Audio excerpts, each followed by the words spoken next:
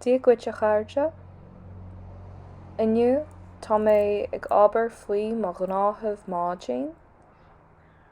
Mar sin musclaim ar maidin ag lé i 9:08. Maidin mai a chairde. Tá tuirseán dabhain orm. Támáil ina dhé sin, éirim agus cuireann mo chuid éadaí orm. Chuaimh go dtí an ghimnáisiúm inniu.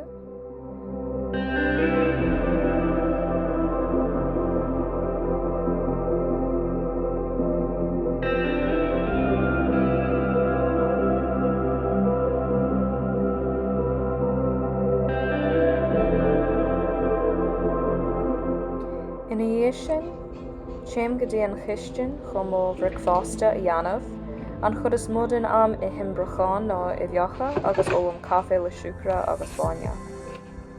Cuireann mo chud éadaí orm arís. An sin téim go dtí an seomra folca chun maianaí agus mo chud fiacla a scúbú.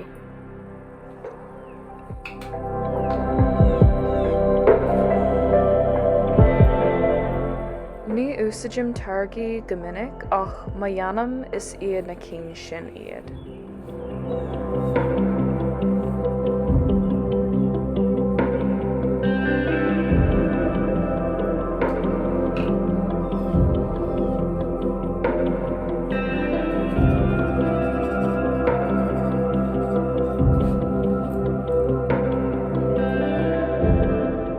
Agus inis chuir mé suas smidiú.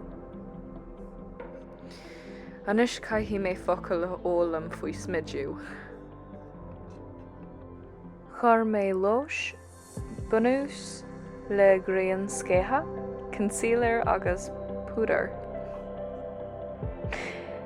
Níl is gom a bíonn mé ceart ach oh well. Ina dhé sin deanam mo thúil.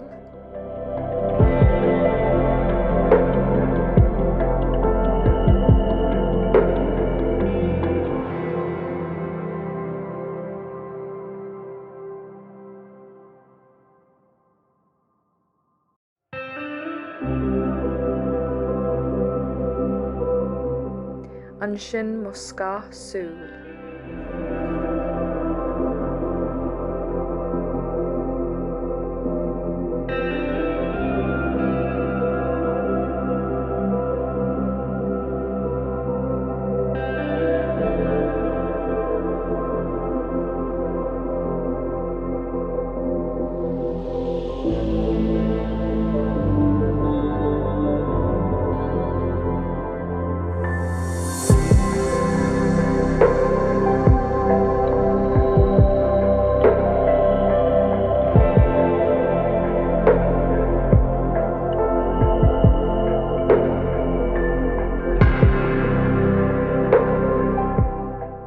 Chuir mé línéir súil air. Is léir gur samhail mé. Níos mó línéir súil.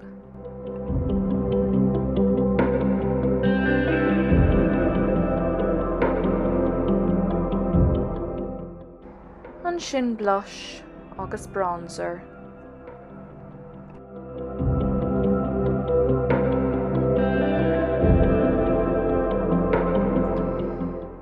Caithfí mé a féach mar sin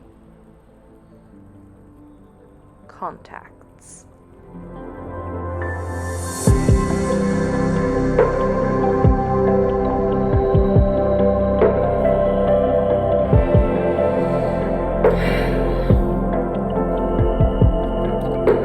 Anis tá mé óilte féach. An sin chuir mé mascara air agus béalda. Agus sin é. Gur maithagad as féchant bhí sin nua gach dánach.